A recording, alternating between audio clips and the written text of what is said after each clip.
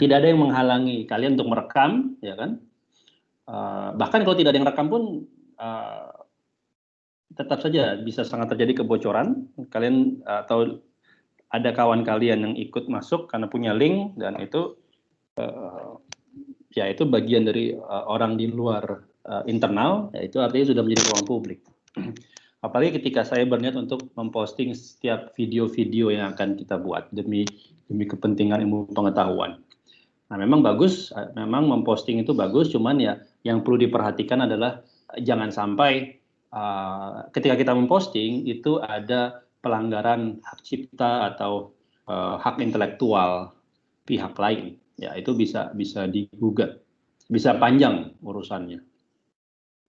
Gitu ya. Jadi ya nanti ya pertama berusahalah kita untuk saling menjaga diri agar tidak membicarakan sesuatu yang buruk tentang hal yang tidak berkaitan dengan kuliah kita, ya.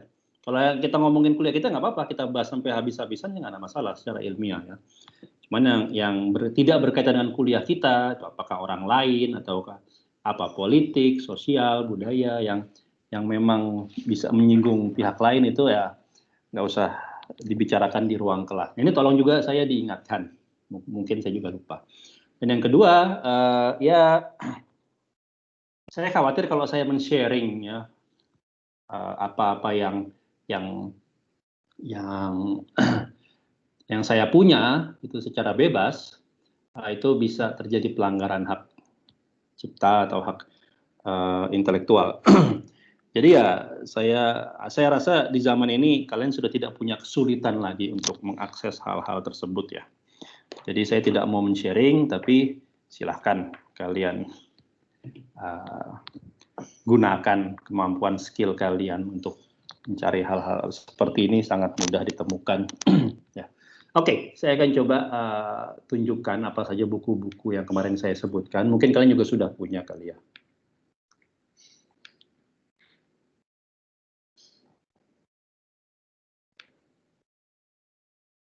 Mana sini?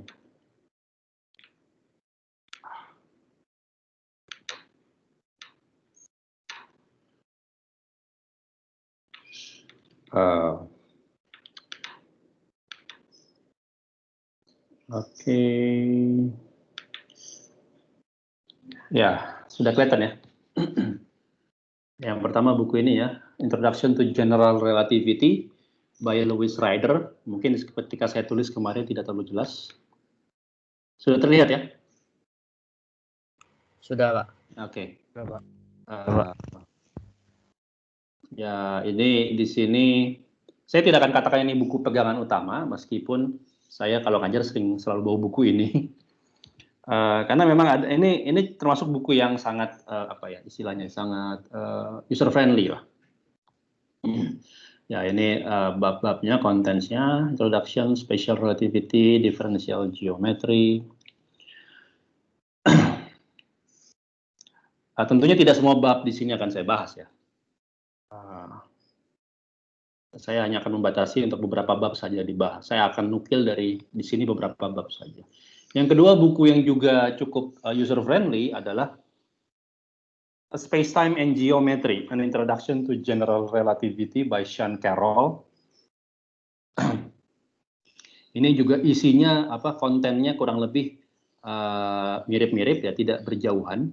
Artinya urut-urutannya seperti itu, sama. Saya juga mungkin duga kalian sudah punya, ya, tapi ya tidak ada salahnya saya tunjukkan. Diawali dengan special relativity dan nanti ada gravitation. Di sini juga sama, saya tidak akan membahas semua bab, ini saya tidak punya waktu. Yang ketiga, yang saya sebutkan ini buku lama, Classical Fields, General Relativity and Gauge Theory. Ini penulisnya adalah Moshe Carmeli. Beliau adalah profesor, mungkin sekarang sudah meninggal kali. Ini buku tahun 82, pertama kali terbit ya. Dari Ben Gurion University di Israel. Nah, sama di sini juga bahasannya mungkin saya hanya akan mengambil 4 bab pertama ya. Jadi saya akan fokus di 4 bab pertama saja. gravitational field, geometry of curved space-time, Einstein's field equation, sama solusi dari Einstein's field equation. Ada Schwarzschild, ya, ada Kruskal, ada Reissner-Nordstrom, dan lain sebagainya ya. Untuk bab 5 dan seterusnya tidak akan saya bahas.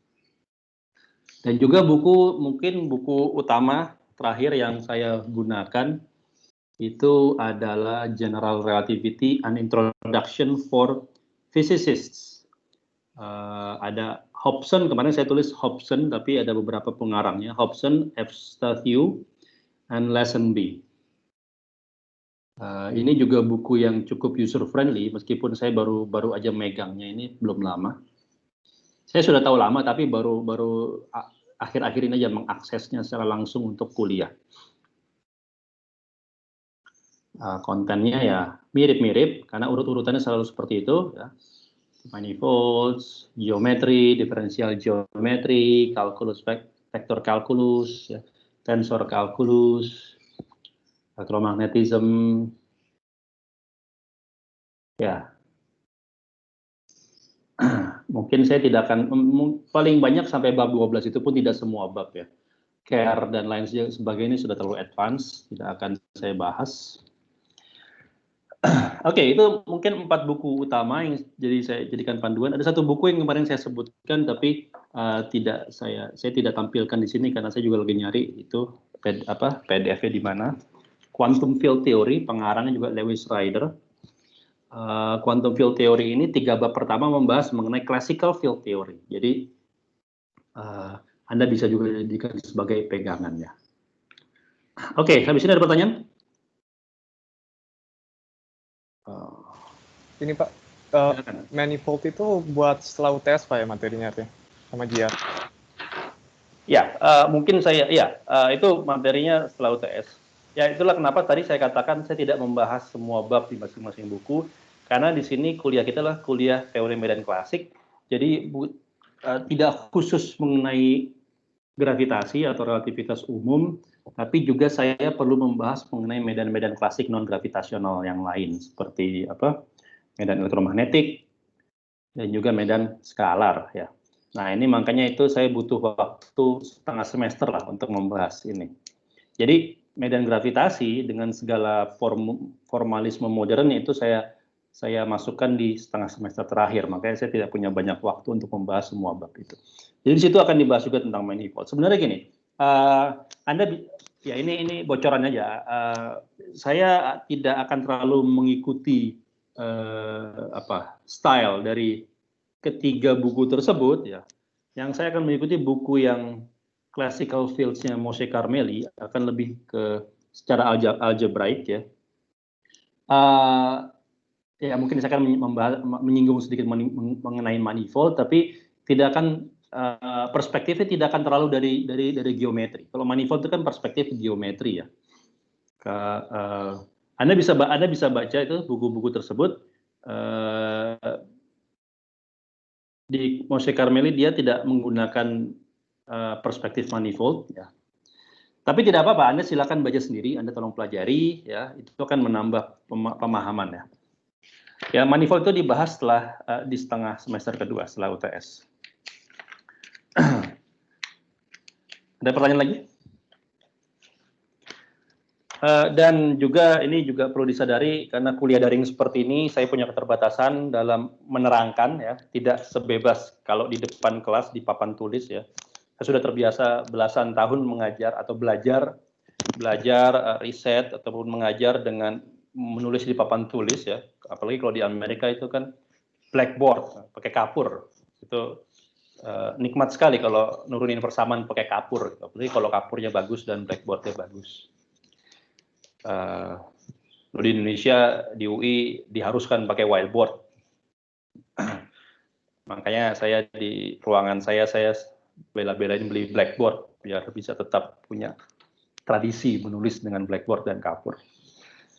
Nah, di kondisi pandemi seperti ini mau nggak mau harus daring. Nah, ini sesuatu yang belum pernah saya lakukan bahkan dari dulu gitu. Jadi saya harus belajar dulu, dan kemarin menggunakan whiteboard yang whiteboardnya MS Teams itu agak sulit nulisnya, ada nge-lag antara apa yang saya goreskan dengan apa yang muncul di layar. Mungkin juga kalau tangan saya berkeringat, jadi boardnya, XP Pen-nya jadi basah dan lain sebagainya.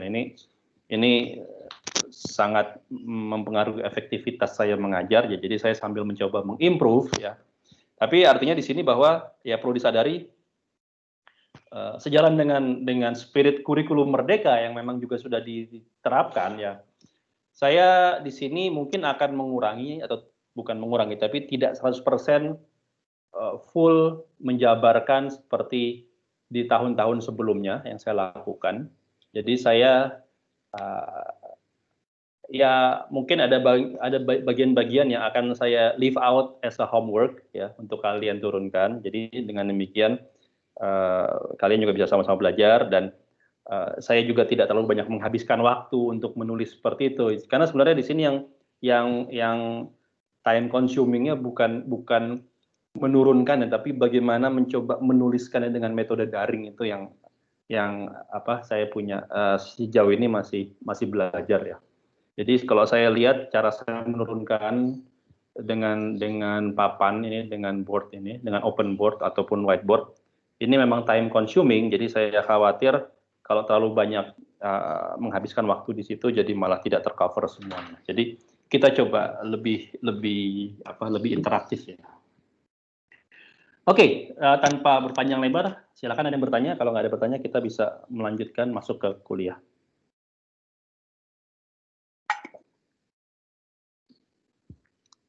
Ada yang mau nanya? Oke. Oke lah, kita mulai kuliah aja, ya. Kelihatan papannya sekarang? Terlihat, Pak. Oke. Kelihatan, Pak. Apa? Kelihatan? Kelihatan, Pak. Kalau ada yang nggak kelihatan, tolong salah saya aja, ya. Jangan tunjuk tangan, karena tunjuk tangan itu mata saya tidak lagi di kamera, tapi di board. Jadi saya nggak bisa ngelihat siapa yang tunjuk tangan. Tolong bersuara aja. Baik, jadi kita akan memulai dengan mereview tentang special relativity, meskipun sebenarnya juga kalian belum pernah dapat kuliah special relativity yang proper, ya, yang komprehensif, ya. Kemarin ketika penyusunan kurikulum merdeka itu, saya termasuk tim penyusun, kan sempat gonta-ganti konsep, ya. Sempat ada konsep di mana akhirnya di mana kita bisa punya banyak ruang untuk kuliah-kuliah pilihan, ya. Sehingga ya peminatan nuklir partikel itu memutuskan, ya, kita isinya dengan kuliah-kuliah pilihan yang baik yang advance maupun intermediate. Jadi kemarin saya sempat mengusulkan ada semacam kuliah pilihan teori relativitas khusus sendiri, gitu, ya. Jadi tidak nempel di fisika modern, atau tidak nempel di mekanika klasik, atau tidak nempel di medan elektromagnetik 2, tapi full di satu kuliah sendiri, gitu, ya. Nah, tapi kemudian karena satu dan lain hal pembahasan kurikulum merdeka ini kan simpang siur, ya. Simpang siur. Jadi pada saat akhir justru malah tidak jadi dimasukkan, karena justru kita kekurangan space untuk kuliah-kuliah peminatan, ya. Akhirnya yang harusnya ada mata kuliah seperti itu jadi tidak jadi. Jadi teori relativitas khusus kembali harus diampu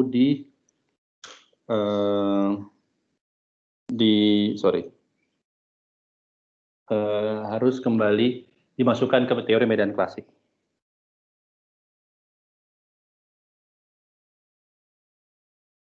Sebentar, maaf.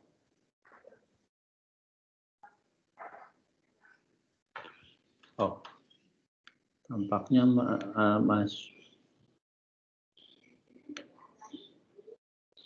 asisten saya mau masuk tapi belum di-accept.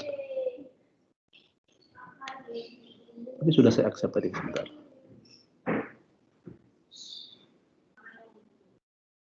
Ini kenapa sih?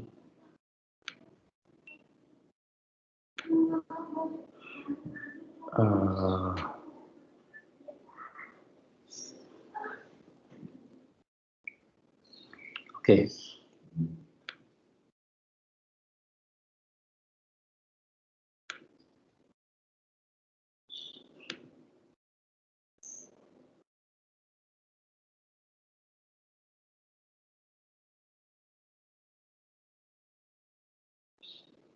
Agia sudah bisa masuk?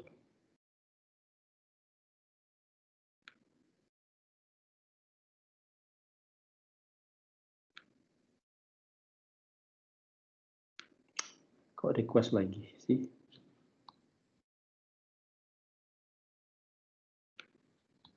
Ada apa dengan ininya?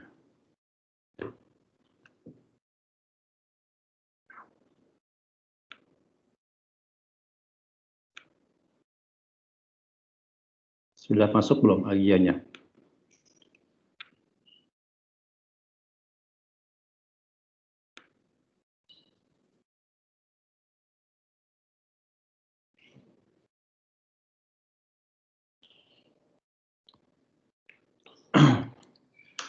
Oke.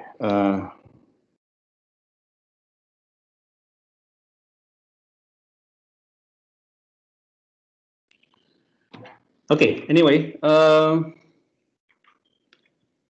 saya akan berjalan sambil jalan. Jadi kita akan mereview mengenai special relativity. Coba saya tulis di sini, bisa nggak ya?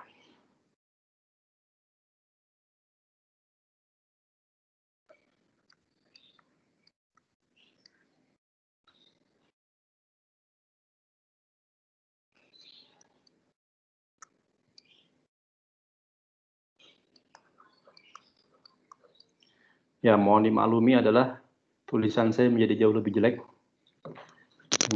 dengan board seperti ini.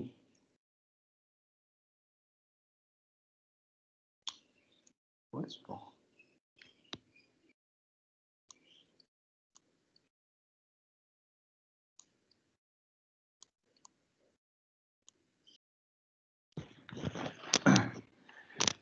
Oke,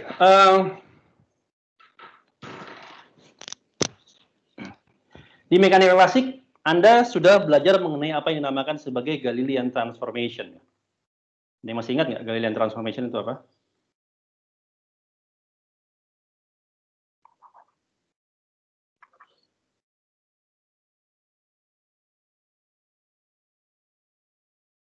Ini masih ingat Galilean transformation?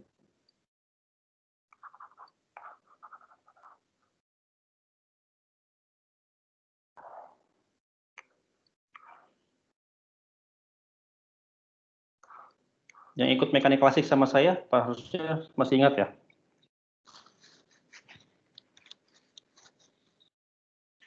Nggak ada yang ingat? Transformasi koordinat kan, Pak? Masih, Pak, masih. Ya, apa? Transformasi masih ingat? Ya, kalau berubah frame of reference-nya. Nanti dia disumasi doang. Oke.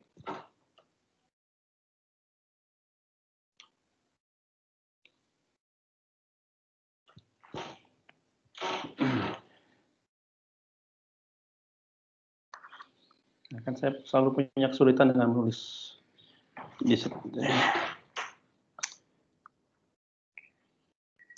Oke.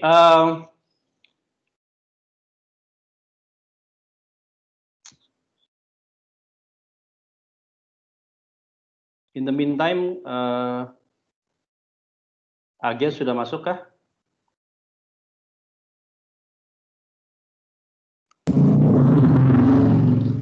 Ya, sudah masuk, Pak.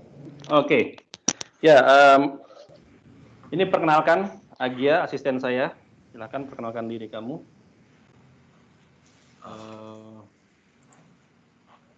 Agia, untuk selanjutnya PR-PR akan dikirimkan ke email kamu ya. Jadi tolong tulis email kamu di chat. Oke, ya Pak. Nah, untuk penulisan PR, oh ya, mungkin saya perlu sampaikan juga ini baik PR maupun UTS dan UAS. Tulis nama lengkap dan NPM ya. Dan metode bisa terserah Anda. Anda bisa mau tulis tangan, lalu hasilnya difoto, kirimkan. Tapi saya harap formatnya PDF ya. agar mudah pengoreksiannya. Atau Anda mau ketik pakai Word, silakan. Anda ketik pakai LaTeX, silakan. Anda mau scan tulisan tangan, silahkan. Jadi ya formatnya maksudnya metode pengirimannya suka-suka Anda, metode penulisannya suka-suka Anda, yang penting informasinya tersampaikan. Itu saja yang cukup berisi. Oke, Galilean transformation itu sebenarnya adalah transformasi yang berbasiskan pada apa yang kita kenal sebagai akibat adalah relativitas gerak ya. Kita tahu bahwa gerak itu relatif.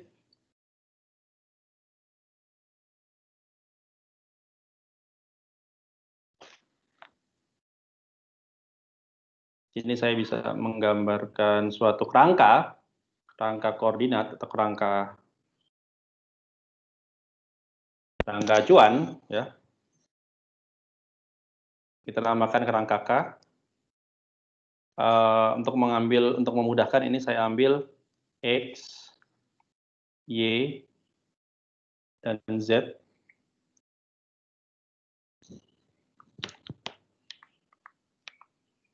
Oops.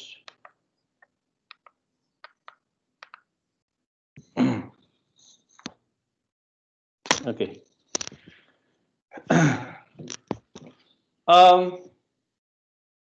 Di samping kerangka ini ada juga kerangka lain.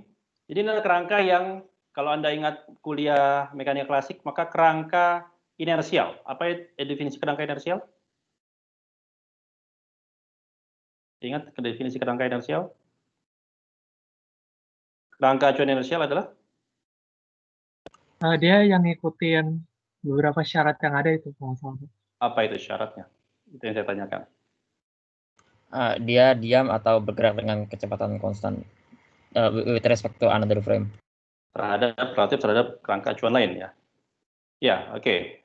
Jadi ini adalah saya namakan kerangka K aksen, di mana koordinat adalah X aksen, Y aksen, dan Z aksen.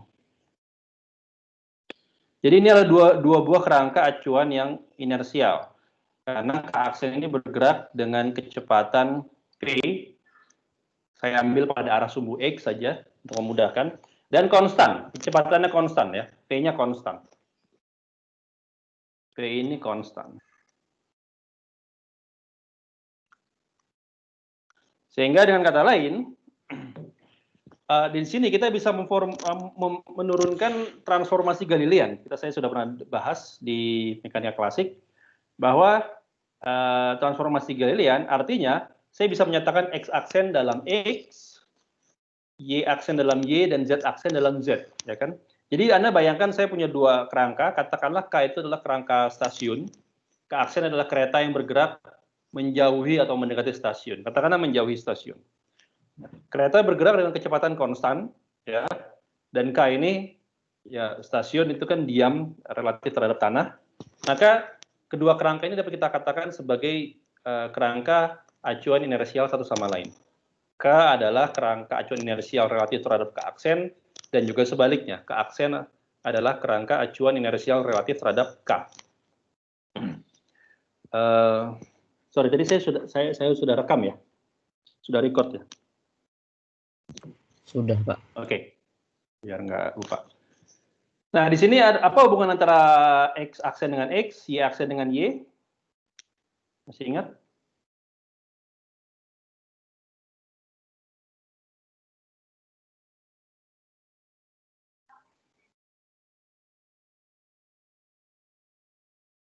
X aksen adalah X dikurang PT.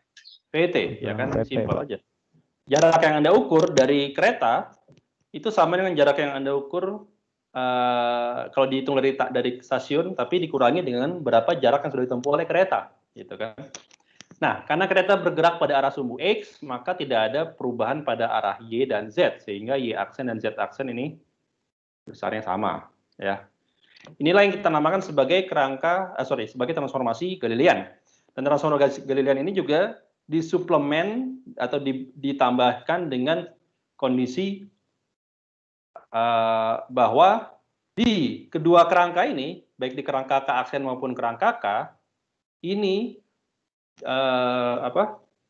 jeda waktu atau waktu yang bergerak di antara dua kerangka ini itu sama. Jadi kalau pada suatu event itu menurut pengamat di kerangka K adalah waktunya 1 menit terjadinya event itu, artinya event itu berlangsung selama 1 menit, durasi waktu di kerangka K terhadap suatu event adalah 1 menit, maka bagi pengamat di kerangka K aksen, event yang sama itu juga diamati durasi waktunya sama-sama 1 menit. Ya. Jadi di sini berlaku apa yang kita kenal sebagai absolutivitas waktu, ya, absoluteness of time. Ya. Ini menjadi suatu asumsi krusial di sini. Jadi saya bisa tulis T aksen sama dengan T. T aksen adalah durasi waktu yang diukur oleh pengamat di kerangka K aksen, sedangkan T adalah durasi waktu yang diukur oleh pengamat di kerangka K. Ini yang kita namakan sebagai Galilean transformation.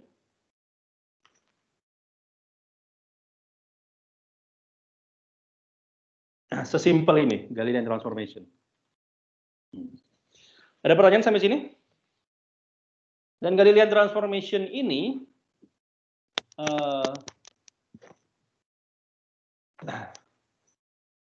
ada nilai, tentunya di sini Anda melihat bahwa jarak yang diukur oleh pengamat di dua kerangka ini tidak sama, ya. Berubah artinya jarak yang diukur oleh pengamat di kerangka K dengan jarak yang diukur oleh pengamat di kerangka K aksen tentunya berbeda. X aksen dan X itu berbeda. Anda bisa lihat dari relasi pertama itu, ya. Dalam bahasa matematik kita katakan bahwa panjang yang diukur itu atau posisi koordinat yang diukur itu tidak invarian.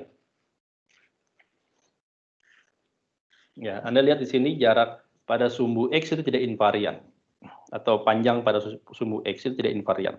Tapi pada transformasi Galilean kita bisa menemukan suatu besaran yang invarian. Invarian itu artinya tidak berubah, ya. Apa itu besaran yang invarian di sini? Besaran yang invarian di sini adalah selisih antara dua titik pada ruang. Maksudnya gimana? Maksudnya gini, kalau saya punya penggaris, ya, saya punya penggaris,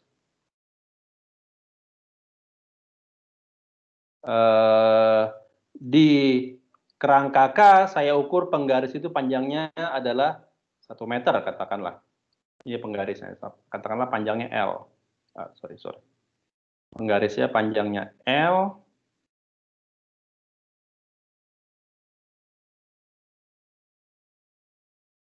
Panjangnya L. Panjang L ini diukur di kerangka K. Di kerangka K aksen, Anda juga akan mengukur bahwa panjang penggaris ini tepat sama 1 meter. Artinya, ya secara logis dalam empirik sehari-hari, kalau Anda punya penggaris, Anda ukur di stasiun panjang 1 meter, ketika penggaris tersebut Anda bawa ke kereta, dan Anda ukur itu di kereta, panjangnya juga tetap sama 1 meter, ya kan? Tidak peduli berapa cepat kereta Anda bergerak, panjang penggaris tidak akan berubah 1 meter saja. Ini yang kita namakan sebagai besaran yang invarian. Jadi di sini ada panjang adalah suatu besaran yang invarian. Bagaimana definisi panjang? Ya, kalau di 3 dimensi kita tahu bahwa L atau L kuadrat itu kan memenuhi apa? Delta X kuadrat ditambah delta Y kuadrat ditambah delta Z kuadrat, ya. Delta di sini maksudnya selisih antara X1 dan X2, selisih antara Y1 dan Y2, selisih antara Z1 dan Z2. Plus Y1 min Y2 plus Z1 min Z2. Oke. Terlihat jelas? Ada pertanyaan?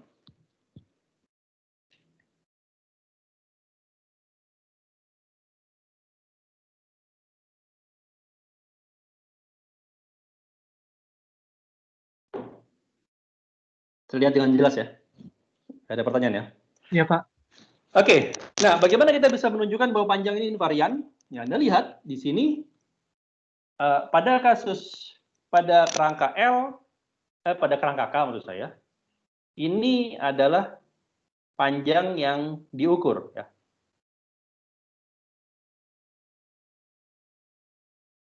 Nah, kalau saya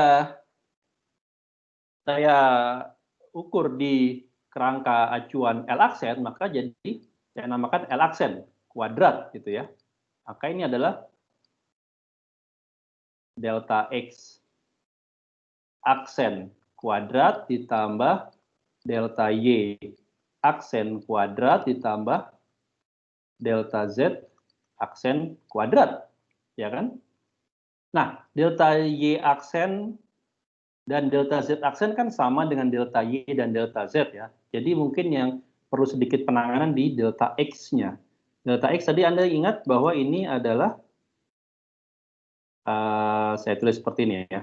Ini adalah X1 aksen dikurang X2 aksen kuadrat plus sisanya sama. Jadi saya tidak akan tulis. Nah, X1 aksen tadi apa? X1 aksen adalah X1 min apa? T dikali T, ya kan? Dikali T. Iya. Dikurang X2 aksen adalah X2 dikurang T, ya. Ini semuanya dikuadratkan. Tambah semuanya yang sama. Gitu.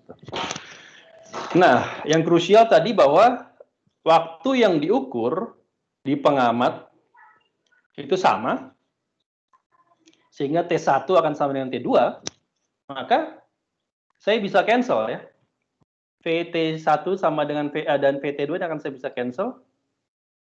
Sehingga di sini akan, ya akhirnya akan sama. Di sini jadi X1 min X2 kuadrat plus sisanya sama.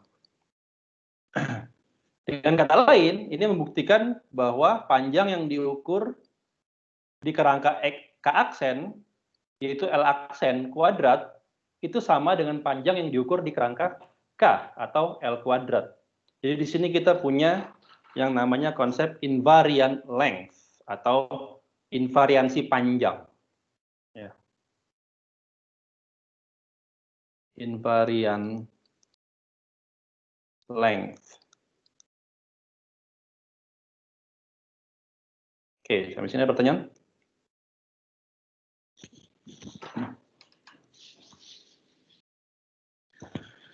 Itu yang terjadi di kasus transformasi Galilean. Selain itu juga transformasi Galilean ini kompatibel dengan hukum Newton. Di mana cara melihatnya bahwa dia kompatibel? Anda lihat bahwa hukum Newton itu adalah hukum tentang gaya, ya kan? Dinamika Newtonian itu adalah hukum tentang gaya. Nah, kompatibel di sini artinya kalau suatu kerangka itu suatu kerangka acuan inersial itu dalam suatu kerangka tersebut itu berlaku hukum-hukum Newton, maka bagi kerangka lain yang bergerak dengan kecepatan konstan relatif terhadap kerangka yang awal, dengan kata lain kerangka kedua inilah kerangka acuan inersial, maka hukum-hukum yang sama juga berlaku di situ. Ya. Jadi kalau K adalah kerangka yang diam dan K aksen adalah kerangka acuan inersial relatif terhadap K, maka semua hukum-hukum gaya, semua hukum-hukum dinamika Newtonian yang bekerja di K akan juga sama bekerja di K aksen. Bagaimana cara kita melihatnya? Cara kita melihatnya adalah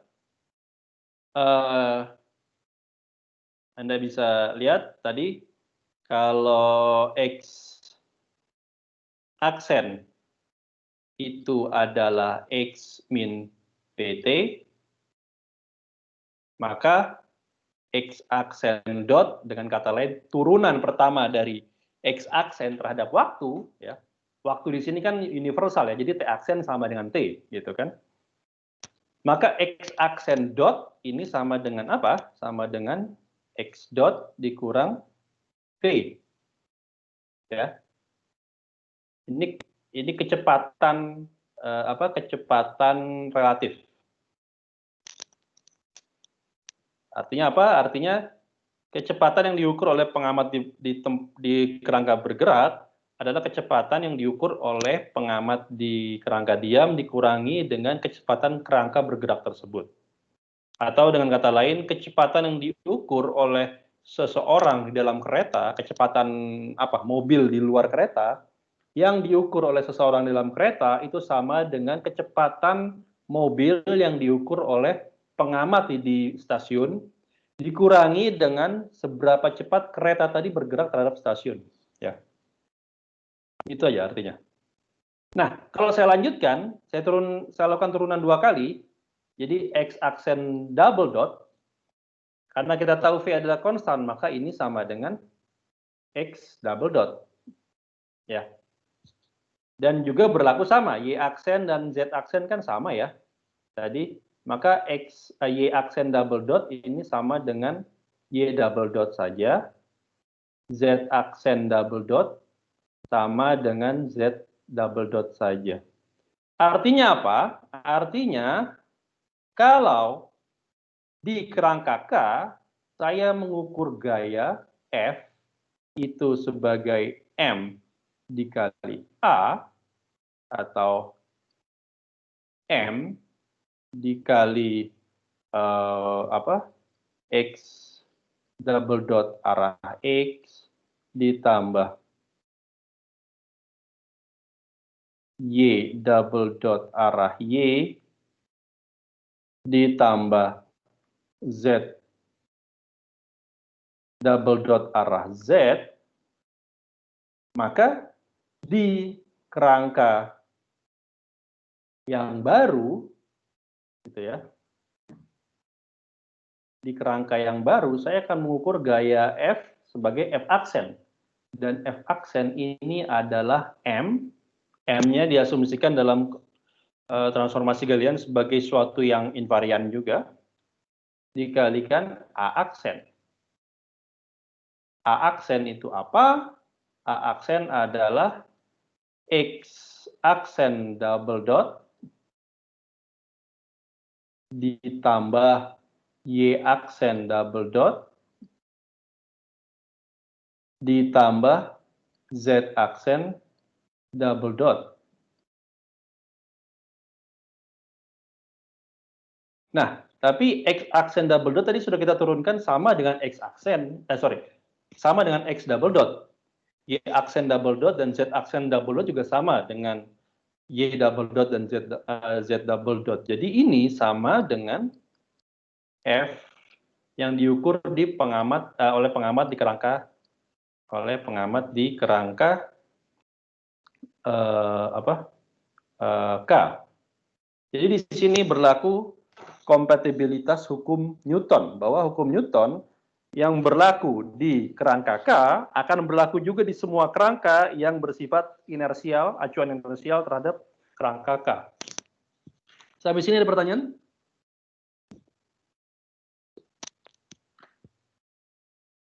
Nggak ada?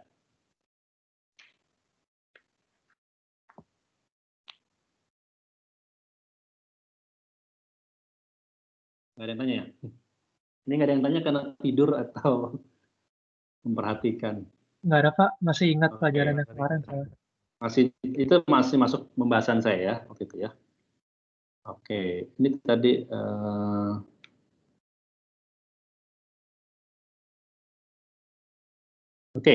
tadi email sudah dikirimkan oleh Aja ya, jadi tolong anti PR di situ. Nah, ini begitu kondisinya, dan ini sesuatu yang normal-normal saja. Jadi mekanika memang mengikuti formalisme Galilean atau transformasi Galilean, ya. this is fine. Everything is okay, everything is fine, everything is under control until we come to the electrodynamics. Sampai kita masuk ke electrodynamics, ya kan? Di elektrodinamika, di mana hukum-hukum yang bekerja di situ adalah hukum Maxwell, ya, atau persamaan Maxwell, kita punya, ya, Anda tentunya juga masih ingat ya, elektrodinamika ya. Sekarang lagi ngambil medan 2 ya? Atau sudah? Lagi, Pak. Lagi, oke. Jadi mungkin saya perlu tulis dulu persamaan Maxwell ya, karena kan sebelumnya belum pernah diajari ya. Jadi ada 4 persamaan Maxwell di elektrodinamika. Electrodynamics. Itu ada 4 persamaan Maxwell. Yang pertama adalah divergensi medan listrik. Itu sebanding dengan distribusi muatan listrik. Divergensi medan magnet itu 0. Ini adalah hukum Gauss ya, untuk medan listrik maupun medan magnet. Lalu di sini ada curl medan listrik itu sebanding dengan perubahan flux medan magnet. Ini kita kenal sebagai hukum Faraday. Dan terakhir adalah curl dari medan magnet itu sebanding dengan arus yang mengalir. Ini adalah hukum Ampere. Ditambah, nah suku tambahan ini adalah suku koreksi dari Maxwell. Ditambah arus yang kita kenal sebagai arus pergeseran atau displacement current. Yang besarnya adalah epsilon 0 dE dt. Ini yang kita namakan sebagai 4 persamaan Maxwell. Semua fenomena elektromagnetik, semua fenomena listrik dan magnet itu semuanya diatur oleh 4 persamaan fundamental ini. Ya, kalau Anda lihat pada kasus, misalnya pada kasus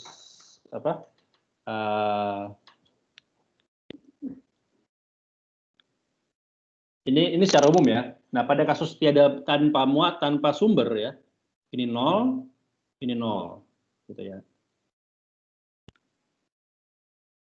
Ini 0. Ini pada kasus sourceless atau tanpa sumber. Nah, Anda lihat dengan mudah kalau Anda curlkan persamaan Faraday, Anda curlkan persamaan Faraday, apa yang Anda dapatkan? Di ruas kiri Anda akan dapat, ingat, curl dari curl apa? Ini Fishman 1. Sorry, sebentar ya.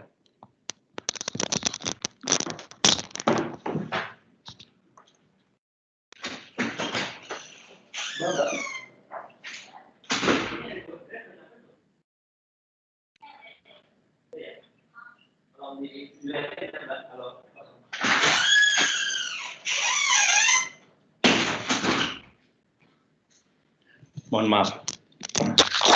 Ya, tadi ada yang bisa jawab? Curl dari curl adalah?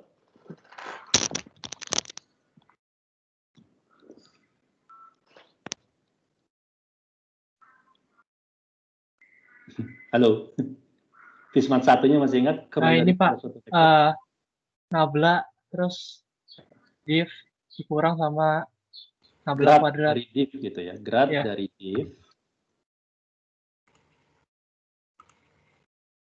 dikurang dari Laplacian vektor tersebut. Dan ini sama dengan di ruas kanannya, curl bekerja pada dB dt, saya switch karena sama turunan ya. Saya dapat pertukarkan, jadi di sini menjadi minus do per do t curl-nya masuk gitu ya. Curl A. Curl B maksud saya. Gitu ya. Nah, di ruas kiri, suku pertama ini adalah hukum Gauss tanpa sumber, ini maka 0, ya kan Anda lihat sini. Jadi di sini saya punya min ke Laplacian E sama dengan min do T dari curl B. Curl B itu adalah suku koreksi Maxwell ini ya, dari hukum Ampere Maxwell. Jadi sekarang saya dapat relasi bahwa Laplacian E sama dengan apa tadi, epsilon 0 nu 0 adalah konstanta. Saya bisa keluarkan dari turunan, makanya do kuadrat E do T kuadrat gitu ya. Ini persamaan, Anda lihat ini persamaan gelombang ya. Ini persamaan gelombang apa? Gelombang elektrik atau gelombang listrik. Nah, hal yang sama juga Anda bisa dapatkan kalau Anda terapkan curl pada persamaan Ampere Maxwell tadi. Jadi di sini adalah curl dari curl B. Ini ruas kirinya menjadi, secara matematis adalah cut dari div B dikurang Laplacian B. Nah, ruas kanannya apa tadi? Ruas kanannya, ruas kanannya, Anda lihat di sini. Ruas kanannya adalah ini ya. E0, epsilon 0, mu 0, do E do T. Maka di sini menjadi curl dari, gitu ya. Saya bisa keluarkan epsilon 0, mu 0, do T-nya bisa saya keluarkan di luar. Jadi di sini adalah curl dari E. Ya. Sama di sini Anda lihat hukum Gauss untuk medan magnet ini 0. Jadi saya punya relasinya min Laplacian B sama dengan ruas kanan tadi. Nah, ini apa? Curl E, kalau Anda lihat, itu dari hukum Faraday adalah min do B do T.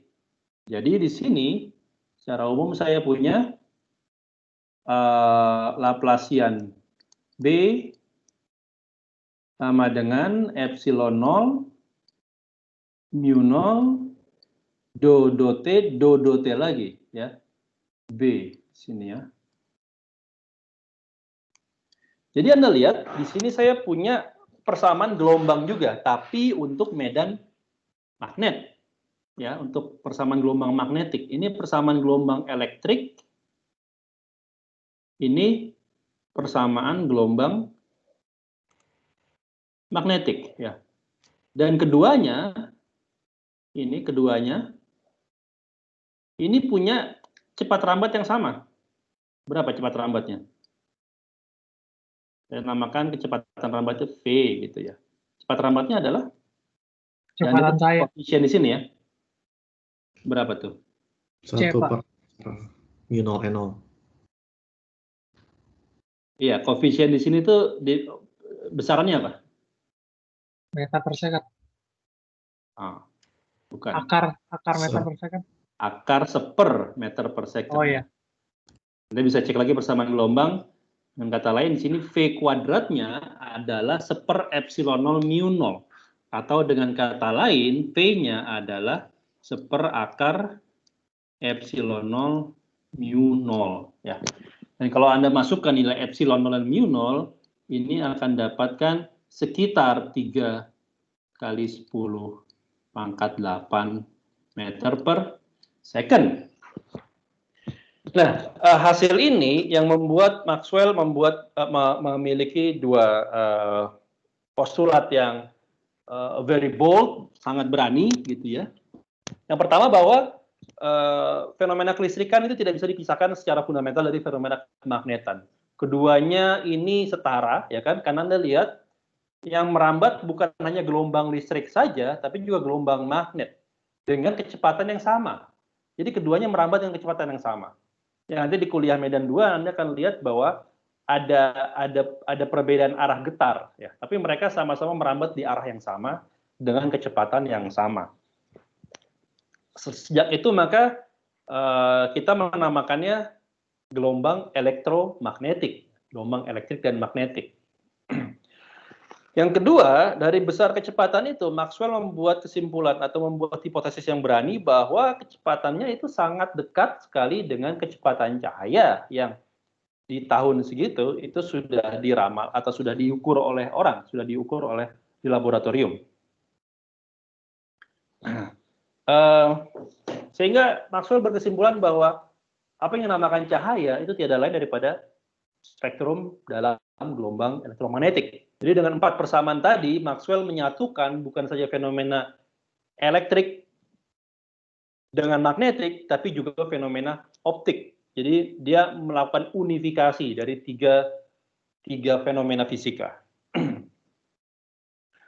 Dan memang sejarah membuktikan bahwa Maxwell benar, ya kan, bahwa gelombang elektromagnetik dapat dibangkitkan dengan muatan yang dipercepat, dan memang elektrik dan magnetiknya punya kecepatan yang sama, gitu. Dan memang dibuktikan bahwa cahaya itu adalah spektrum dalam gelombang elektromagnetik.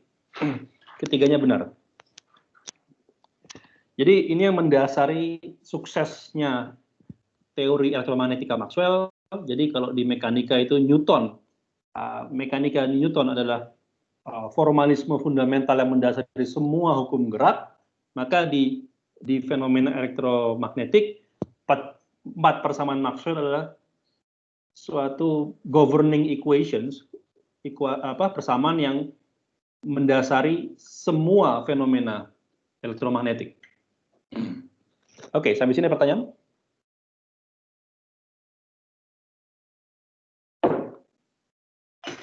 Problemnya muncul di kecepatan ini, ya. Kecepatan ini, kalau Anda lihat, ini adalah kecepatan di ruang vakum. Ya kan, karena di situ ada epsilon 0 dan mu 0. Di ruang vakum artinya apa? Tidak ada di sini, tidak ada medium, ya kan? Tidak ada medium, vakum by definition tidak ada medium. Kalau kecepatan cahaya bergerak dengan kecepatan tersebut, dan itu konstan, ya. Di sini konstan kecepatannya. Artinya apa? Artinya Anda bisa melakukan semacam Gedanken eksperimen, suatu eksperimen dalam pikiran, kalau ada 2 pengamat di ruang vakum, yang satu diam, yang satu lagi bergerak, ya, dengan kecepatan tertentu, maka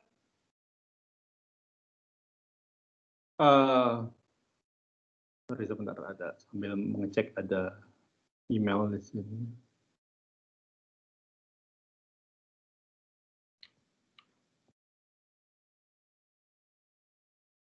Oke.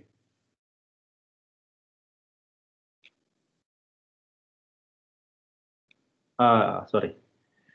Maka pengamat yang diam dan pengamat yang bergerak tadi akan mengamati cahaya, kecepatan cahaya dengan kecepatan yang sama, besar kecepatan yang sama. Nah, ini kan bertentangan dengan konsep transformasi Galilean yang tadi kita sudah bahas, ya. Ada 2 pengamat, satu diam, satu lagi bergerak, satu di stasiun, satu lagi di kereta. Mereka mengamati kecepatan suatu objek itu berbeda, ya. Perbedaannya di sini.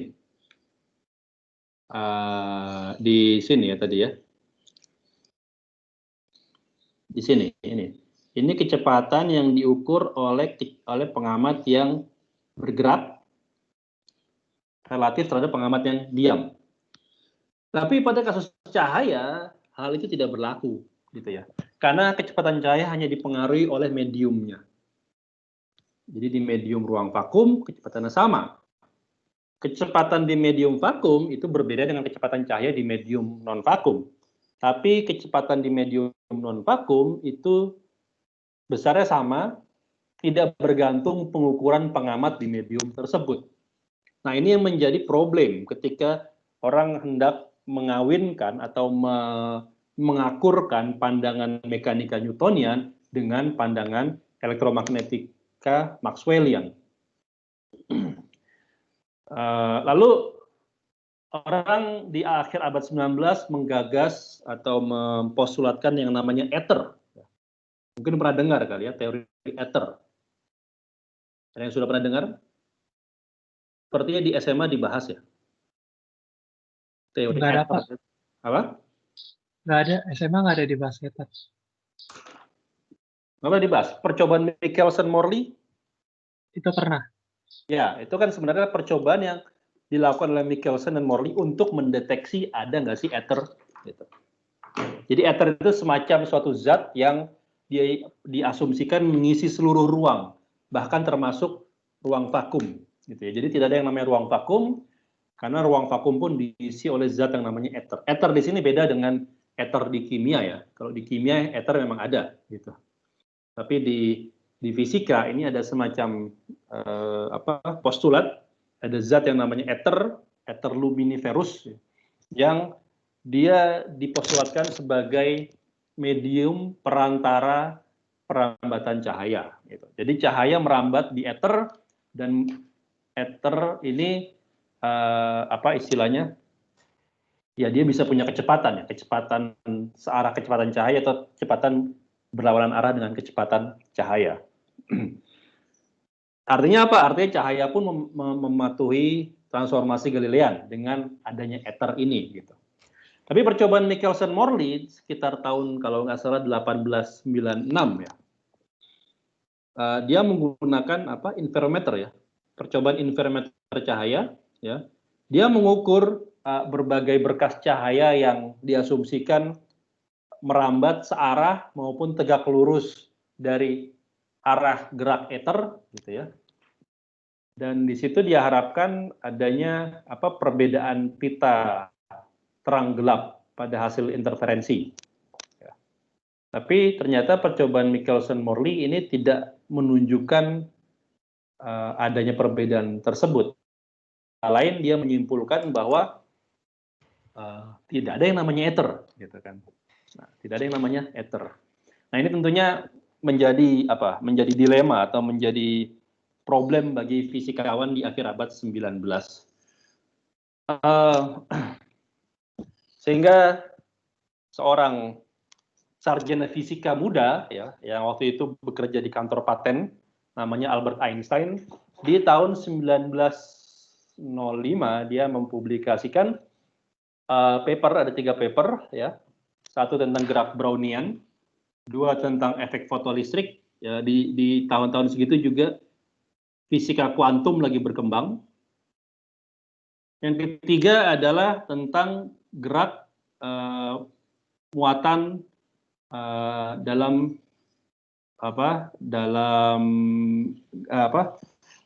elektrodinamika dari benda-benda bergerak, gitu. Nah, di paper tersebut Einstein mempostulatkan 2 postulat ya. Ketik aja di sini ya. Mempostulatkan dua hal ya.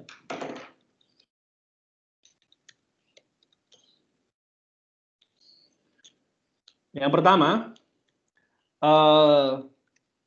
dia mempostulatkan ini dalam rangka untuk mengakurkan pandangan mekanika Newtonian dengan elektromagnetika Maxwell.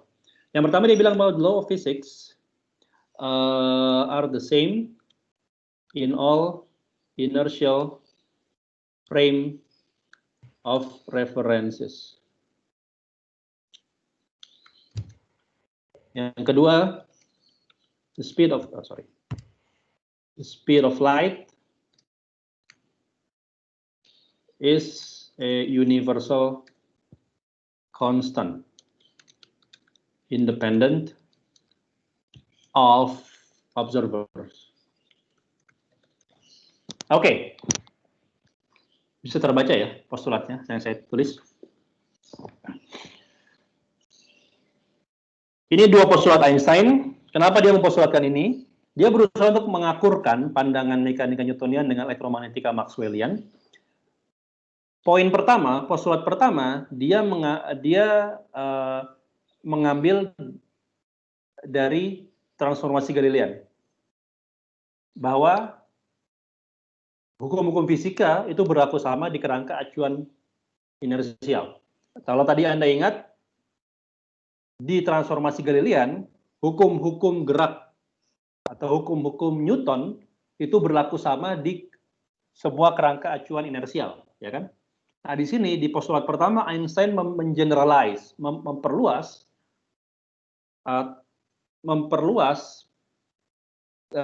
statement tadi bukan hanya untuk hukum mekanika, tapi juga untuk seluruh hukum fisika. Ya, the laws of physics, bukan the laws of mechanics saja. Bukan Newtonian mechanics saja, tapi the laws of physics. Artinya di situ ada hukum elektrodinamika, ada hukum termodinamika, dan lain sebagainya. Einstein mempostulatkan bahwa semua hukum-hukum fisika itu berlaku di semua kerangka acuan inersial. Artinya, kalau tadi di kerangka K berlaku hukum fisika tertentu, maka di kerangka acuan K aksen, hukum-hukum yang sama juga harus berlaku. Jadi di sini dia memperluas cakupan transformasi Galilean, tidak hanya sampai di mekanika, tapi untuk seluruh hukum fisika. Nah, yang kedua, di sini kalau Anda lihat, kalau transformasi Galilean kita perluas untuk mencakup seluruh hukum fisika, tentunya akan berkonflik dengan elektrodinamikanya Maxwell, ya kan? Tadi yang baru kita tunjukkan. Nah, kuncinya di kedua, agar poin pertama itu bisa berlaku secara valid, maka poin kedua harus berlaku. Speed of light itu konstan. Jadi kalau di poin pertama dia mengambil dari transformasi Galilean, maka di poin kedua dia mengambil dari elektrodinamika Maxwell. Jadi dua postulat ini memang sesuatu yang kompromi antara mekanika dan elektromagnetisme. Sorry, saya sampai jam berapa yang ngajar ya? 2.40, Pak. 2.40, cepat juga jamnya. Oke, nah lalu bagaimana caranya gitu? Ini kan cuma statement ya, ini postulat ya. Agar postulat ini bisa bekerja ya kita harus lihat konsisten nggak mathematically. Jangan cuma ngomong doang kan? Jangan cuma sekedar postulat saja tapi tidak konsisten secara matematis. Nah, bagaimana cara mengkonsistensikan ini secara matematis agar kedua postulat ini bekerja? Kata kuncinya adalah we have to give up the absolutivity of time. Bahwa sekarang kita tidak lagi bisa mengasumsikan bahwa,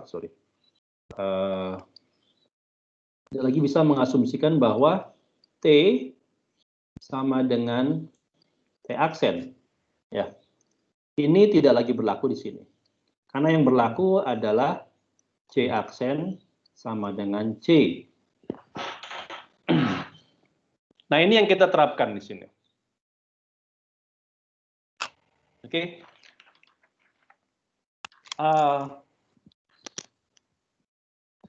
Nah, bagaimana cara menunjukkan bahwa dua kondisi ini akan menunjukkan,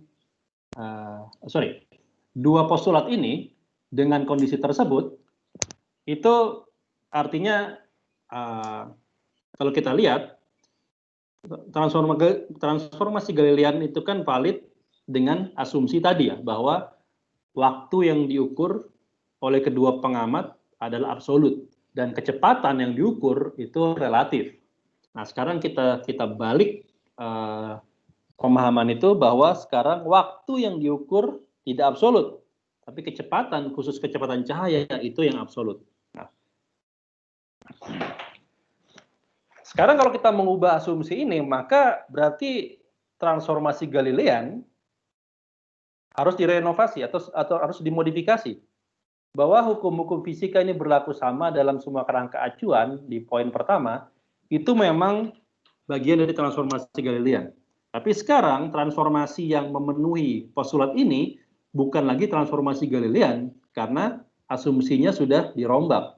Maka kita harus mencari suatu bentuk transformasi baru yang memenuhi semua kondisi ini. Salah satu yang menggagas transformasi ini sebenarnya adalah Lorentz yang sudah mempublikasikan ini justru sebelum Einstein mempublikasikan paper di tahun 1905. Lorentz transformation. Gitu ya, Lorentz transformation.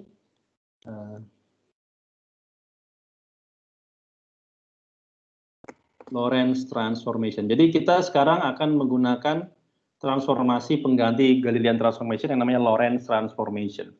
Nah, tadi kalau tadi kita punya X aksen itu sama dengan X min PT, maka sekarang kita tidak lagi berlaku, ya kan? Kita tidak lagi berlaku, maka menurut Lorentz, oke, gimana kalau kita ganti dengan sesuatu yang tetap linear seperti itu, tapi kita kalikan dengan suatu faktor pengali di sini. Saya namakan gamma. Jadi X sama dengan gamma dikali X min VT. Jadi ada faktor modifikasi, ada faktor pengali namanya gamma. Nah, secara inverse-nya ya. Oh, jadi mungkin tahu sini aja ya. Kalau inverse-nya kan kita bisa lihat bahwa sebelumnya inverse-nya adalah seperti ini ya. X sama dengan X aksen plus VT, ya kan? Ini kan inverse dari transformasi Galilean. Ini juga tidak lagi berlaku. Maka sekarang kita ganti dengan X adalah gamma gitu ya. Dikali X aksen ditambah VT. Ya, ini metode dasar transformasi Lorentz seperti itu. Nah, coba kalau kita uraikan. Dari sini sekarang saya uraikan yang ini, bentuk ini. Yang bentuk ini ya. Kalau kita uraikan, maka sekarang saya punya X sama dengan, saya masukkan gamma. Nah, X aksen ini saya ambil, oh sorry, ini tadi aksen, maaf. Ini aksen, maaf. Ya. Ya, X aksen saya ambil dari sini, jadi saya masukkan yang transformasinya ke transformasi inverse-nya. Jadi di sini ada gamma lagi gitu ya. Di sini adalah X lagi min PT. Oh, sekarang tadi Anda lihat bahwa T tidak lagi sama dengan T aksen, maka di sini X aksen dinyatakan dalam X dan T, maka di sini X dinyatakan dalam X aksen dan T aksen. Di sini saya harus tulis T aksen ya. Di sini juga sebenarnya ada T aksen. Ya. Tapi karena pada kasus Galilean itu T aksen sama dengan T, maka pada transformasi inverse ini tidak mengapa kalau tidak ditulis aksennya. Tapi di sini harus ditulis. Karena sekarang kita punya asumsi bahwa T aksen tidak sama dengan T. Ya. Itu yang membedakan dengan transformasi Galilean. Nah, di sini saya punya P dikali T aksen. Ya, ini berarti saya tulis ini tidak lain daripada tadi saya tulis adalah X adalah gamma kuadrat ya kan dikali X min VT ditambah gamma V dikali T aksen. Nah, ini ada yang mengandung sama-sama mengandung X, saya kumpulkan satu ruas. Jadi di sini aja ya. Jadi 1 min gamma kuadrat dari X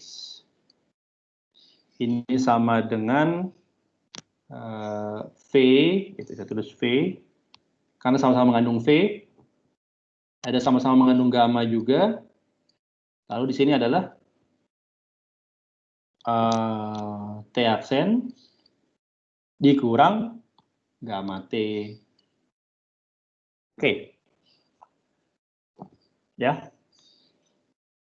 Nah, dari sini saya punya relasi yang menghubungkan antara T dengan T aksen. Yaitu apa? Ya, di sini Anda bisa lihat secara aljabar dapat dengan mudah ditunjukkan bahwa T aksen itu adalah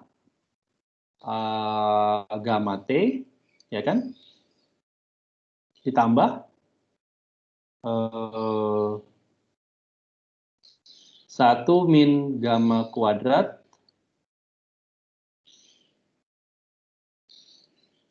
dibagi gamma V dikali X. Ya, ini adalah hubungan antara T aksen dengan T di transformasi Lorentz yang tidak kita punya di transformasi Galilean. Habis ini ada pertanyaan? Oke, ini saya keep dulu gitu ya. Saya keep dulu. Nah, sekarang nanti akan saya gunakan. Nah, di sini saya punya di sini kan tadi saya menggunakan asumsi pertama ya bahwa T aksen tidak sama dengan T. Nah, saya akan menggunakan asumsi kedua bahwa C aksen sama dengan C di sini. Oke, ini saya punya hubungan kalau X karena di sini geraknya kecepatannya konstan, maka panjang yang diukur oleh pengamat Dika itu adalah dalam hal ini cahaya ya. Kalau kita ngomongin cahaya, X sama dengan kecepatan dikalikan waktu, ya kan? Maka X sama dengan CT, sedangkan di kerangka K aksen, X aksen sama dengan C aksen, T aksen. Dan itu sama dengan C dikali T aksen, ya kan?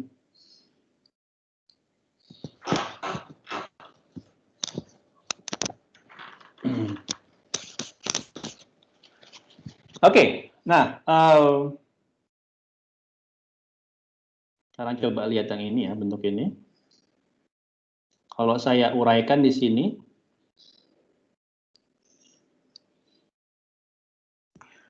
di ruas kiri saya punya X aksen.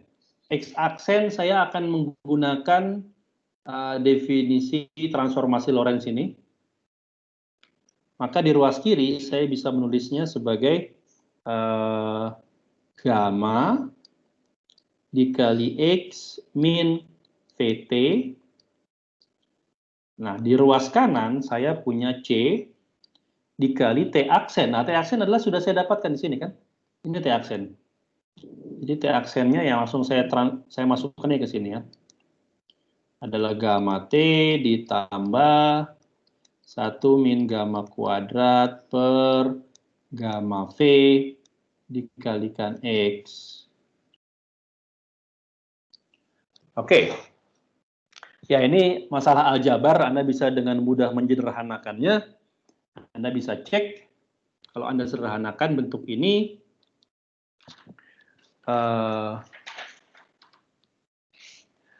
Anda akan dapatkan, ya ini langsung saya tuliskan hasil akhirnya tadi saya bisa tuliskan X sebagai, nah di sini adalah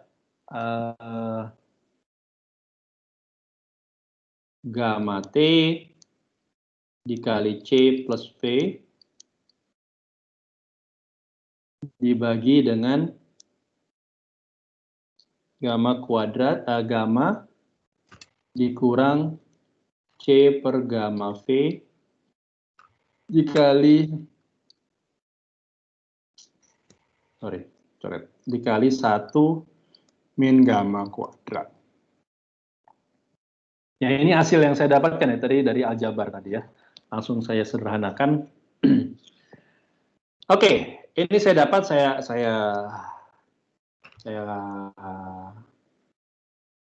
kotaki lagi. Sampai sini ada pertanyaan? Nah, tadi saya menggunakan yang ini. Sekarang saya akan menggunakan yang ini. Ya. Sekarang, kalau saya punya X adalah C dikali T, gitu kan? Maka ini ruas kirinya, X ini saya masukkan bentuk ini, ya. Jadi di sini saya tulis CT sama dengan semua yang saya tulis di atas tadi. Ini C plus V dibagi gamma min C per gamma V 1 min gamma kuadrat. Itu ya. Nah, sekali lagi ini juga aljabar. Anda bisa cek T-nya cancel ya. Anda bisa lihat T-nya cancel. Lalu ini nanti penyebutnya bisa dikalikan ke ruas sana, ya kan? Ini kan jadi semacam seperti ini ya. Ada gamma C min apa di sini?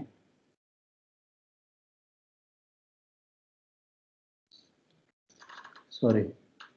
Oh, oke. Di sini saya sederhanakan seperti ini dulu. C-nya bisa di-cancel, lalu juga saya bisa menulis, saya bagi kedua ruas dengan C. T-nya bisa di-cancel, saya bagi kedua ruas dengan T. Jadi di sini ruas kiri ada 1. Ini menjadi gamma 1 plus V per C, ya kan? Dibagi, penyebutnya sama.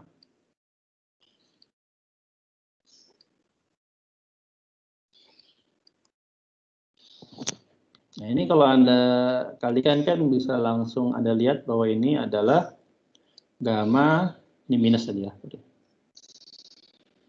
Gamma minus C per gamma V, 1 min gamma kuadrat, ini sama dengan gamma plus gamma V per C, gitu ya.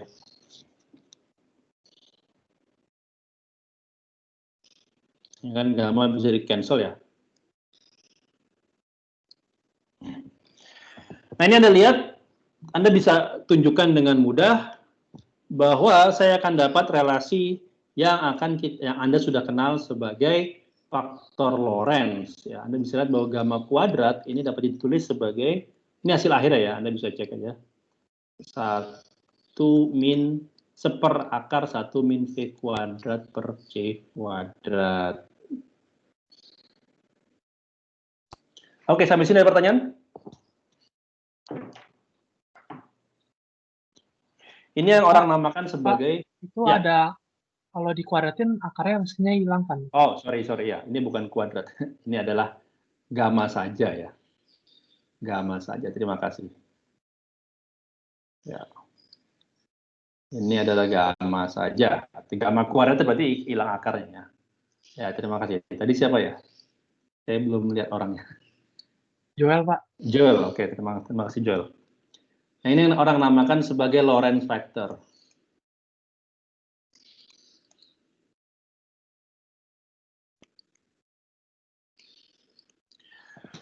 Lorentz factor. Nah, jadi sekarang, tadi kalau Anda lihat transformasi Lorentz itu kan berdasarkan pada asumsi bahwa transformasinya mirip seperti atau linear terhadap Galilean, hanya dikalikan dengan suatu faktor pengali. Faktor pengali ini yang ada kita namakan sebagai faktor Lorentz, dan kita sudah dapat hasil faktor Lorentz-nya, ya kan? Kita sudah dapatkan faktor Lorentz-nya. Jadi dengan kata lain, saya bisa nyatakan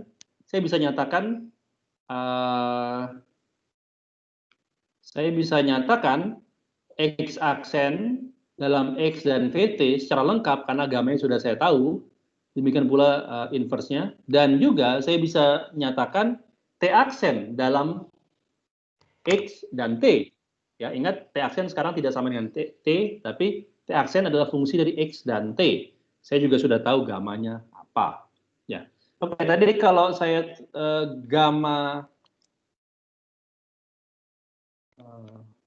kalau gamma adalah itu, maka gamma kuadrat kan adalah ini ya, 1 min V kuadrat per C kuadrat ya.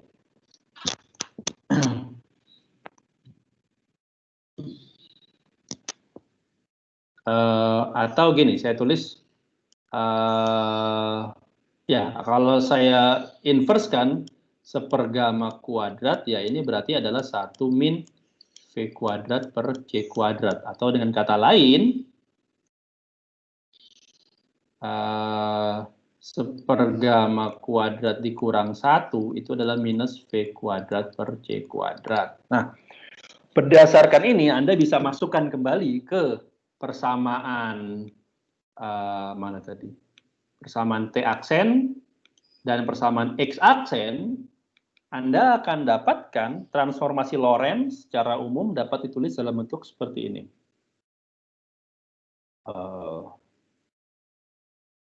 Sini ya. T aksen sama dengan ya ini saya tulis gamma saja, gamma sudah diketahui. Gamma, Anda bisa cek bahwa T aksen dapat tulis seperti ini ya. T dikurang T X per C kuadrat ya. X aksen sama dengan gamma X min V T.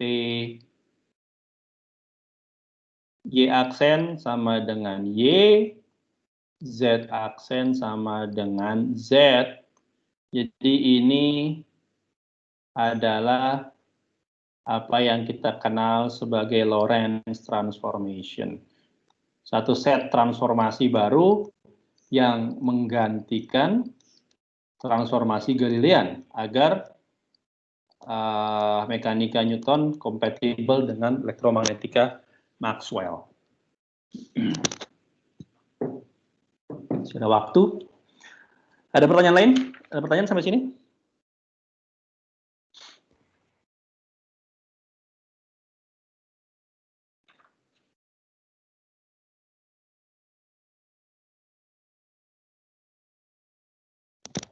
Nggak ada.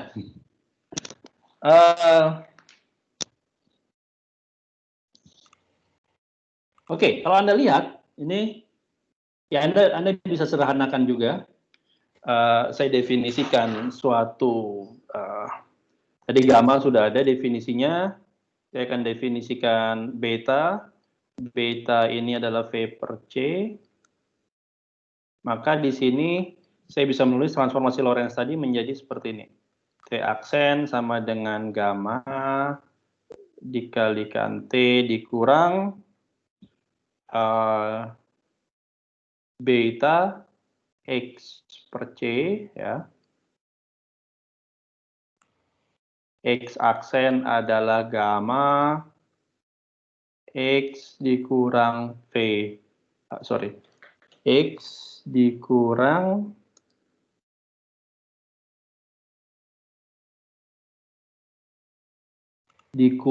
dengan C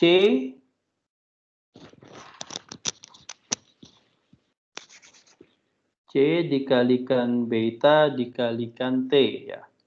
Ya, sama ya. Y aksen sama dengan Y, Z aksen sama dengan Z. Oke.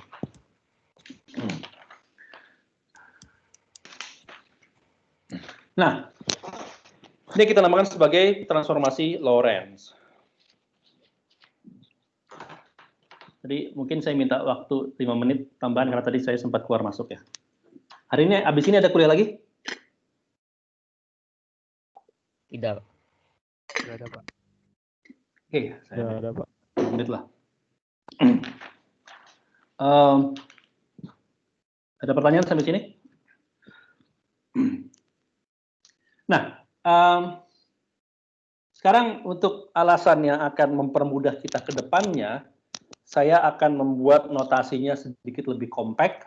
Jadi maksudnya gimana? Maksudnya, kalau kita kembali ke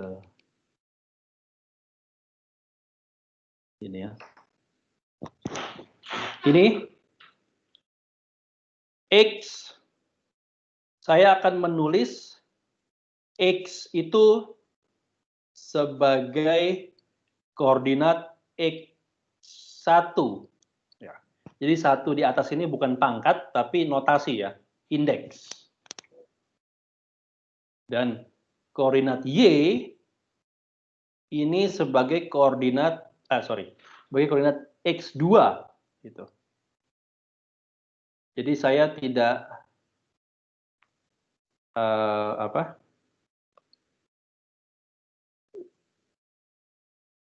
tidak akan menggunakan YZ, jadi kan saya menggunakan X semuanya, X2, dan Z ini sebagai koordinat X3. Jadi bukan X kuadrat maupun X pangkat 3 ya. Ini indeks saja. Kenapa saya taruh di atas? Nanti ada alasannya.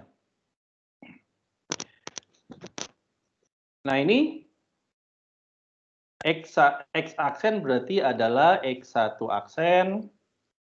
Ini Y aksen adalah X2 aksen.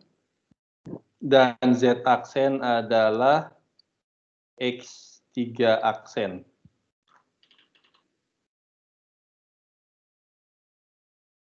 Oke. Sehingga sekarang saya bisa menulis koordinat itu dalam bentuk misalnya vektor R itu kan saya nyatakan ya ini sebenarnya di Vismat juga Anda belajar ya bahwa saya dapat ditulis sebagai sumasi antara XI dengan basis vektornya ya. Ya, ini kan di Vismat 1 ya, seperti ini. Berjalan dari 1 sampai 3. Ini kan tiada lain daripada X arah X plus Y arah Y plus Z arah Z, atau secara notasi adalah X1 arah E1 ya, ditambah X2 arah E2 ya kan, ditambah X3 3 arah E3. Mungkin kalau Anda ingat di Vismat saya menggunakan notasinya di bawah ya, agar tidak rancu dengan pangkat. Nah saya mungkin harus menggunakan notasi di atas, untuk alasan yang akan saya jelaskan nanti. Nah dengan notasi ini ya, dan saya juga bisa mendefinisikan, jadi ada X ini adalah saya namakan sebagai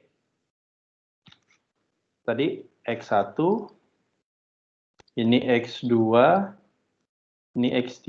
Jadi X1 aksen sama dengan ini gamma dikalikan X1 minus C beta T gitu ya.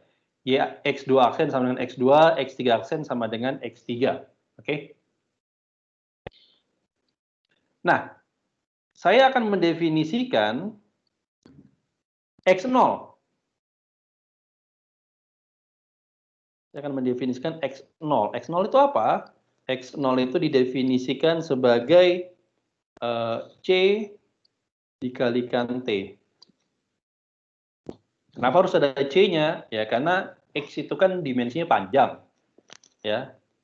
Kalau C dikali T kan dimensinya panjang. Kan ini panjang atau jarak yang sudah ditempuh oleh cahaya pada waktu T, selama waktu T gitu ya, selama durasi waktu T. Nah, kalau Anda perhatikan dengan definisi ini, kenapa saya mendefinisikan seperti ini? Saya bisa menuliskan transformasi Lorentz menjadi bentuknya lebih kompak. Kalau persamaan pertama ini kedua ruas saya kalikan dengan C, maka saya punya C dikali T aksen. Atau dengan kata lain ini adalah X0 aksen. Adalah gamma dikali CT. CT adalah X0.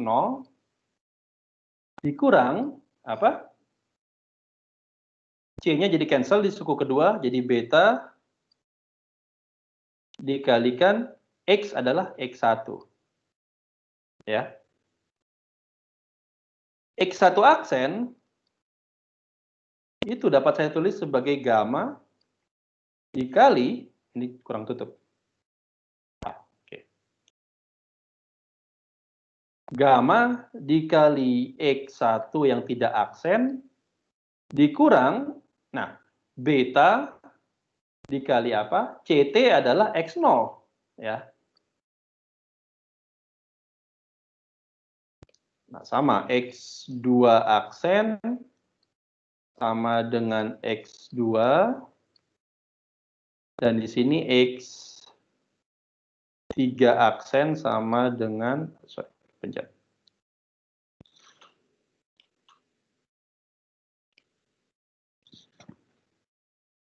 X3 aksen sama dengan X3 ya.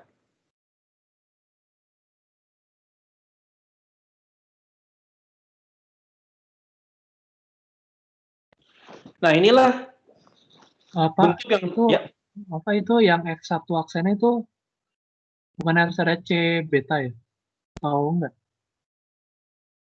ya, C dikali beta, tapi C mengalihkan T kan jadi X0 kan? Oh, oke.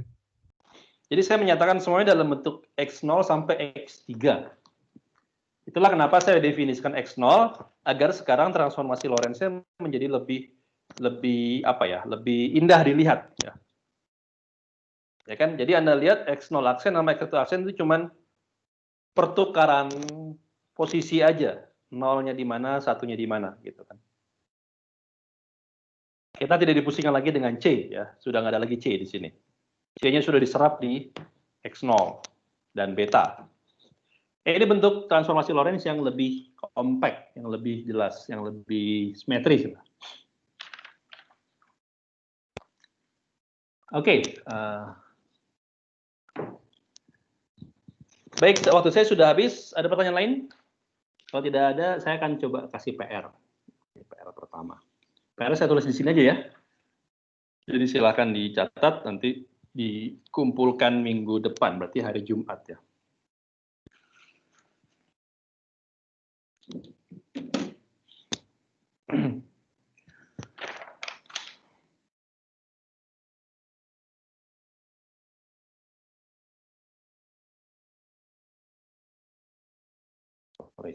Ini karena bahasanya Inggris dalam tulisan maka harusnya jangan PR tapi homework.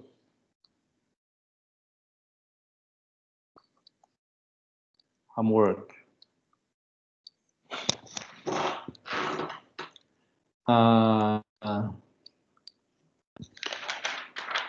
Oke, tadi kalau Anda ingat pada kasus Galilean transformation itu kita punya besaran yang invarian namanya panjang, ya kan? Panjang di situ artinya penjumlahan dari kuadrat panjang, lebar, dan tinggi, gitu ya, atau penjumlahan dari kuadrat dimensi masing-masing.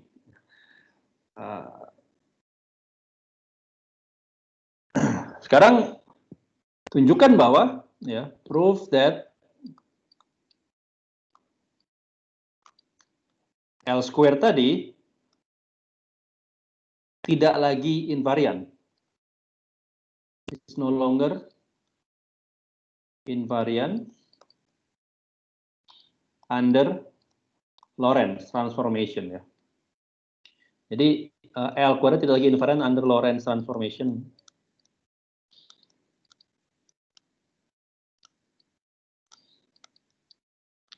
Buktikan itu, dan juga show that the new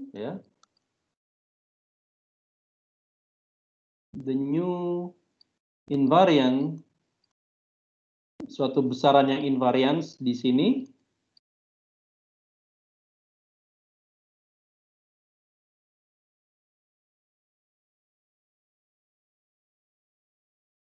saya harus kasih tanda kutip, length is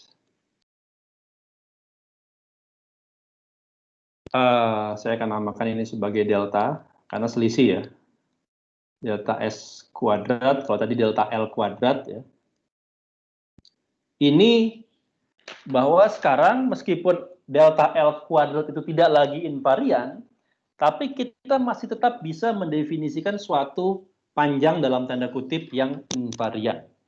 Tunjukkan bahwa panjang dalam tanda kutip yang invarian itu didefinisikan sebagai berikut. Saya menggunakan notasi apa di sini? Plus, min, apa min, plus, plus, plus.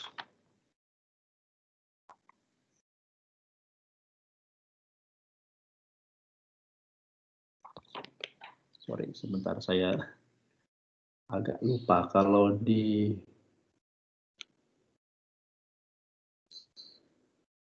Agia masih di situ, Agia? Sudah pergi. Tampaknya sudah tidak di situ. Nah, oke, saya akan menggunakan min plus plus plus di sini ya. Jadi tunjukkan bahwa invariansi panjang yang baru adalah bentuknya seperti ini. Min delta x0 kuadrat ditambah delta x. Sorry. Saya terbiasa menulisnya di bawah indeks, jadi bingung. Saya tulis seperti ini aja. Delta x0 kuadrat ditambah delta x, terus di bawah aja deh biar nggak bingung.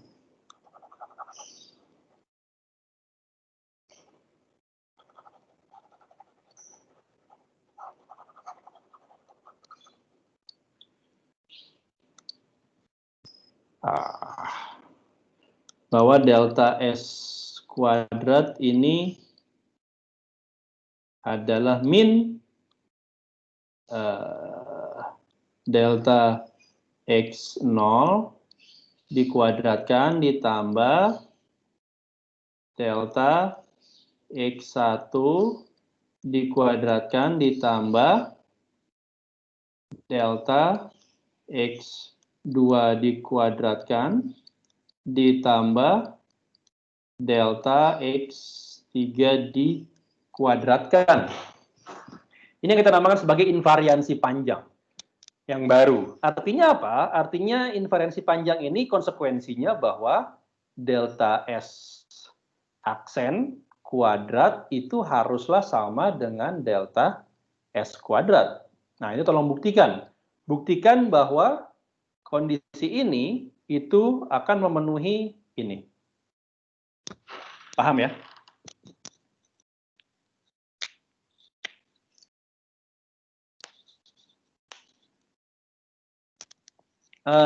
Oke.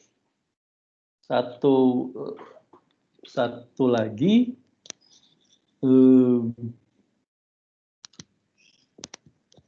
Proof itu ya, itu sudah.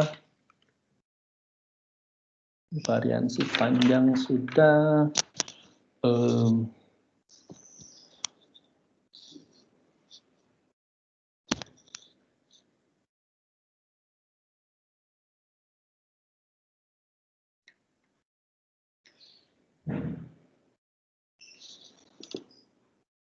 Ya oke, mungkin PR satu dulu ya. Masih pertama-pertama, jadi PR cukup satu. Jadi sisanya PR selanjutnya. Oke, sampai sini ada pertanyaan?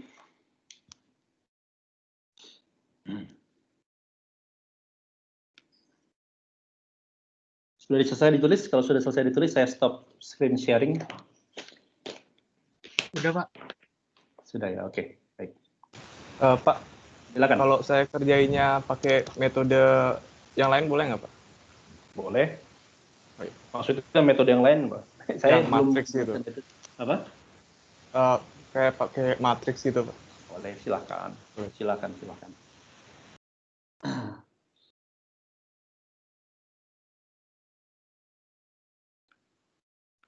Oke.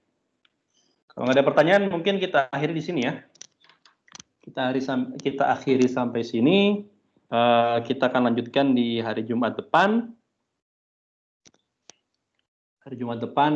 Dan saya usahakan sudah bisa posting videonya sebelum Kamis.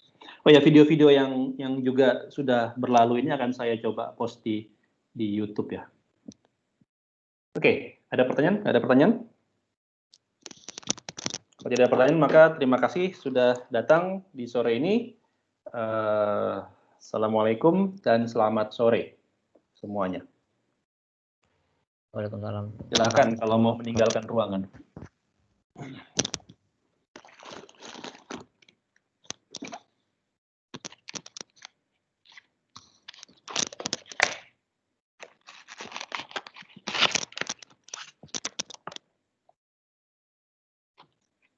Agia masih di sini atau lagi keluar? Keluar. Masih di sini, Pak. Oh, tadi saya panggil tidak dengar. Oh, mungkin nggak kedengar, Pak. Oke. Ya tadi saya kasih PR. Tolong nanti bisa lihat nggak? Tadi ada rekaman sih. Ya, Pak. Nanti Udah tolong di ini aja ya, dicek ya. Ya, Pak. Email kamu sudah kan ya? Tadi tolong mereka saya minta dalam nama lengkap dan NPM untuk mengindikan ke kamu, kiriman ke kamu. Formatnya bebas ya. Formatnya PDF tapi cara pengerjaannya bebas. Mau pakai di foto kah, mau di scan, mau di ketik dengan latex, terserah gitu ya. Ya, Pak. Oke. Tadi suara saya ini nggak sih, terdengar nggak sih? Terdengar? Maksudnya jelas, gambarnya jelas juga? Jelas. Oke. Alhamdulillah kalau jelas ya. Baik.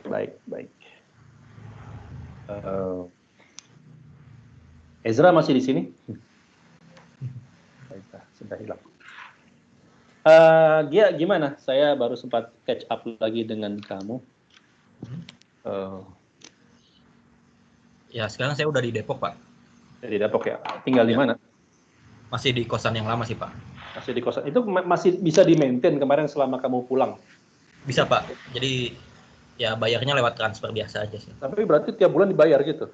Iya. Padahal nggak ditempati ya? Ya, lumayan sih lama, Pak. Sayang ya? Ya. Bapak ke kampus lagi kapan? Saya belum tahu ya, kondisi begini agak ngeri juga ke kampus ya. Dan saya harap juga kamu jangan ke kampus-kampus dulu lah. Ya, saya juga belum berani sih ke kampus. Tapi gimana dengan kondisi kos-kosan? Daerah kos-kosan aman? Aman sih, Pak. Aman ya? Ya. Aman, lalu maksudnya nggak ada kasus, nggak ada klaster daerah situ? Saya dengar sih nggak ada di sini. Mudah-mudahan sih. Kalau akses mau beli makanan gimana caranya? Keluar atau? Wah, itu nggak ada sih yang buka sebagian. Terus ya biasanya saya pesen aja sih GrabFood kayak gitu. Nah, itu saya rasa lebih aman ya. Kalaupun mau keluar, ya jangan lepas masker lah. Ya. Dan saya ini juga peraturan departemen sih. Kalau kamu emang harus ke kampus, pakai face shield ya. Kamu punya face shield kan? Oh ya ada, Pak.